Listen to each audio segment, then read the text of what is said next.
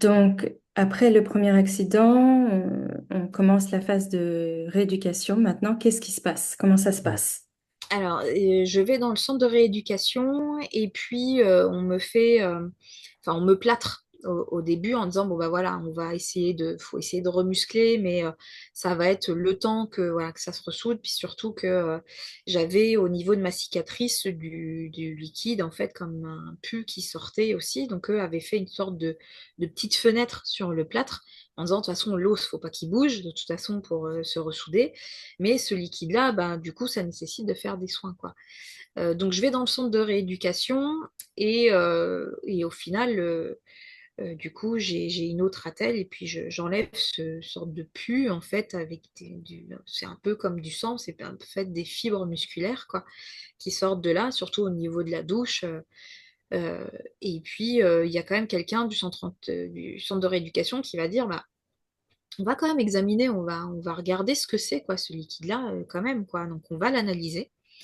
Et en fait, on s'aperçoit que, voilà, c'est parce que le muscle à l'intérieur de ma jambe, le muscle releveur du pied, n'a pas été enlevé. En fait, elle pourrissait à l'intérieur de ma jambe.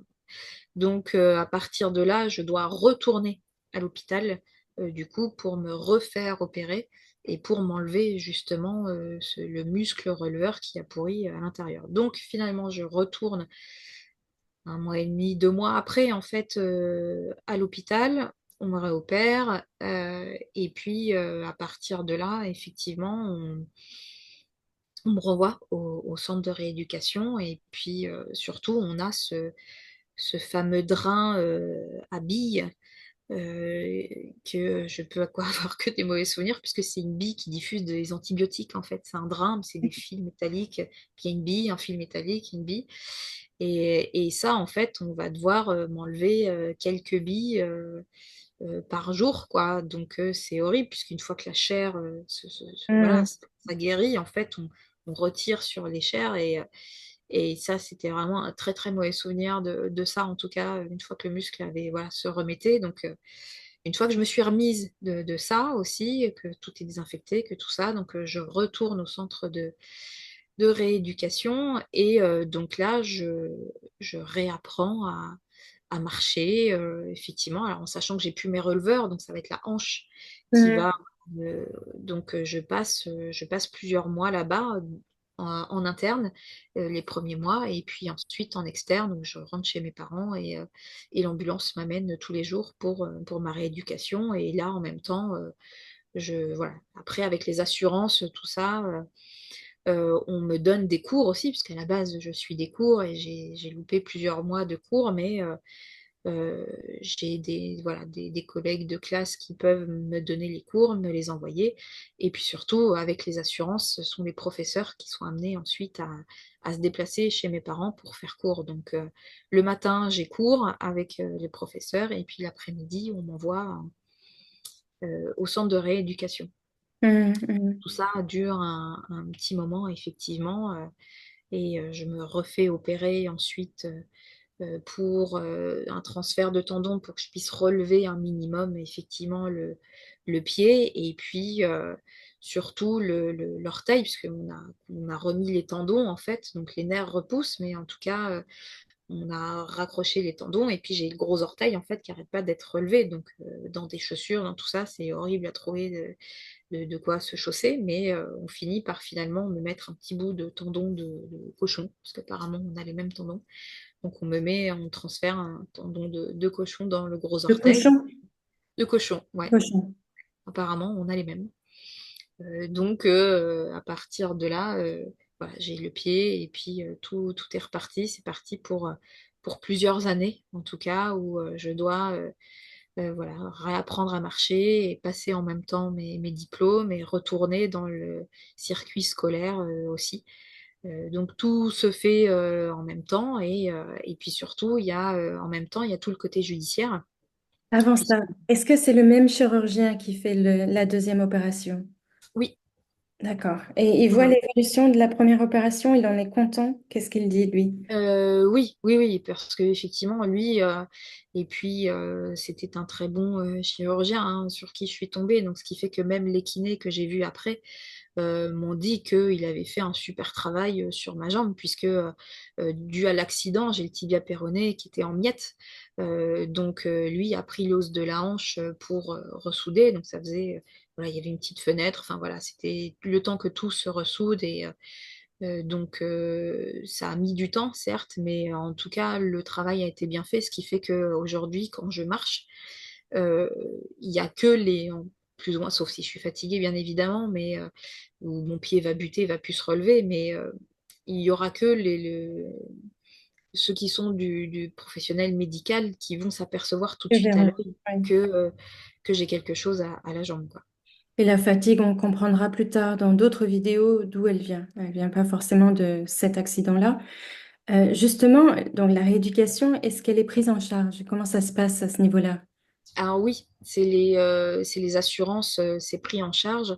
Et puis d'autant plus que, bah, en fait, c'est lié au judiciaire aussi, puisque quand j'ai eu l'accident, donc celui qui était avec la camionnette, en fait, j'ai dû porter plainte, non pas contre lui, mais en fait parce qu'il y a un accident et pour que les choses se mettent en place, aussi pour que je puisse être rassurée, donc contre lui.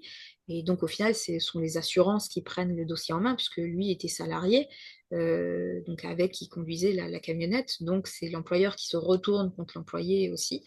Euh, et donc on avait lui et moi en fait la même assurance, quoi. Donc du coup tous les deux, donc finalement mon assurance a essayé alors c'est pas minimiser les faits parce que enfin, faut rentrer dans des cases et pour essayer de me Mhm. donner le moins d'argent possible, de Mhm. m'indemniser le moins possible parce que bah, ça leur coûte de l'argent à eux. Mhm. Donc c'est là on apprend de comment ça fonctionne aussi en fait au niveau des assurances. On va s'assurer, mais pour voilà, redonner, voilà, c'est un peu plus compliqué quand c'est la même assurance. Et donc à partir de là, voyant qu'on voulait me donner par exemple 7 000 euros ou 10 000 euros et puis on oublie tout, en fait, je me débrouille avec tout ça. Mais Mhm. non, en fait, parce que le centre de rééducation, ça coûte énormément d'argent, en fait, parce qu'il y a beaucoup de Mhm. payés dedans, surtout que j'étais en interne au départ et ensuite en externe. Donc tout ça coûte beaucoup d'argent et donc j'ai dû refuser ce que m'a demandé voilà, d'accepter l'assurance. Et suite à ça, je crois que c'est suite à la deuxième ou troisième, mes parents m'ont dit, bah non, en fait, on va regarder comment ça se passe aussi, et puis avec des personnes, avec des associations, des victimes des accidents de la route, qui eux préconisaient certains avocats aussi. Ce qui fait que Mhm. moi j'ai pris, enfin mes parents en tout cas ont pris un avocat expert des barreaux de Paris qui a pu justement dire bah non, c'est pas normal en fait au niveau des assurances. Donc j'ai dû porter plainte Mhm. aussi contre du coup mon assurance pour avoir droit finalement à ce que je devais avoir droit dès le départ, quoi. Mhm. Donc voilà, il a fallu avoir ce combat-là aussi En en même plus. temps, voilà, que l'éducation, que du coup le fait de se remettre sur pied. Donc il y a tout ça qui se passe en même temps et puis bah, j'ai quand même réussi à avoir mon diplôme, même si voilà, tout était incertain puisque j'étais partie dans la vente. Mhm. Donc position debout toute la journée. Donc on m'a dit, bah non, il vaudrait mieux que je change de voie, mais je ne me voyais pas dans autre chose que d'être en contact avec du monde en fait. Mhm. Puis surtout que voilà, 17-18 ans, on ne sait pas non plus ce qu'on veut faire le reste de sa vie professionnellement Mhm. parlant. Donc tout était incertain, surtout que j'étais voilà au début des études et puis au niveau de la procédure judiciaire, on m'a même dit bah si j'avais raté aussi mon examen que j'ai eu, ça aurait été mieux, voilà, pour avoir des dédommagements aussi là-dessus. Mais tout est Inadmissible. question d'argent, en fait. C'est le nerf de la guerre. Donc, bah non, j'ai réussi à avoir mon examen parce que j'ai eu aussi des collègues de classe qui étaient hyper investis auprès de moi aussi. Donc, j'ai eu vraiment du monde qui m'a épaulée et c'était chouette, quoi, d'avoir ça, que ça a été mis en place aussi, que ça existe. En tout cas, que quand Mhm. on peut pas aller à l'école, bah, c'est l'école qui vient à nous, quoi. Donc, ça m'a beaucoup aidée, ouais. Et le système devrait être bienveillant envers tout le monde. Et c'est pas le Non. cas. Ça n'est Ah pas. non, quand il est question d'argent, non, jamais. Mhm. Après, est-ce que vous avez dû aller au tribunal en plus, vous-même physiquement, et faire face à tout ça, ou c'est votre avocat qui gérait tout et vous Alors, deviez c'est vous mon avocat. concentrer? C'est Donc, mon votre avocat qui éducation. gérait tout, mais il devait y avoir des rencontres aussi. À un moment donné, je me rappelle que devait y avoir une rencontre et on doit réexpliquer en fait tout l'accident et c'est vrai que tout le traumatisme, quoi, ce qui Et fait que puis, c'est ça, oui. et voilà, moi je me rappelle qu'une fois, je suis allée dans un entretien comme ça, il fallait que je raconte. Donc moi je raconte ce que j'ai vécu, donc avec mes tripes, et effectivement, il y a un moment donné, je me mets à sangloter pour finir de raconter ce qui m'est arrivé. Et puis je sens que mon avocat est pas très content en fait de ça, de la situation. Je comprends pas. Enfin, en tout cas, ça se passe. Je suis dans un Ouais. bureau, il y a une sorte de juge en face de moi, il y a la personne qui m'a renversé, enfin en tout cas son avocat qui était là, puis moi avec mon avocat. Et quand je sors de cet entretien-là, mon avocat me dispute, en fait, me dit que voilà, que j'ai pas à réagir comme ça, que c'est pas bon pour nous, pour notre image, ça fait un peu la pleureuse. Je comprends pas, en fait, et il me dit, mais non, c'est pas là qu'il faut pleurer, en fait, c'est chez une psy, quoi. Et il me dit, bah, d'ailleurs, ce serait bien aussi pour notre dossier de consulter un psychologue, quoi, parce que ça fait des papiers et des preuves en plus, quoi. Donc, je me prends ça en pleine figure, c'est très violent. Mes parents se disent, bon, bah, du coup, apparemment, il faut voir aussi un psychologue pour être peut-être mieux dédommagé ou être. En fait, ils Oui. suivent ce que l'avocat dit. Et puis, je me dis, mais enfin, c'est pas possible, c'est pas humain, en fait, tout ça. Et puis, bah, peut-être qu'effectivement, je devrais en parler à quelqu'un d'humain, quoi. Ouais. Euh, et donc, je commence une thérapie à partir de ce moment-là, qui va être bénéfique parce que du coup, je me dis finalement, bah, ça m'a fait du bien. C'est vrai que le mental, ça va aussi avec le physique, quoi. Donc, Oh oui. c'est intimement lié. Mm, Euh, donc, ça m'a fait, ouais, ça m'a fait du bien puisque tout était incertain, en fait, surtout que j'étais dans l'âge où on se construit. bien sûr. Et tout est parti, voilà, enfin, je veux dire, il y a plein de sorties avec les copains et les copines que j'ai pas pu faire, où j'avais plus, c'est vrai qu'au niveau du cercle social, ça s'effrite assez vite à ce Mm. moment-là, puisque n'ont pas de moyens de locomotion pour me rendre visite, donc c'est très très éloigné.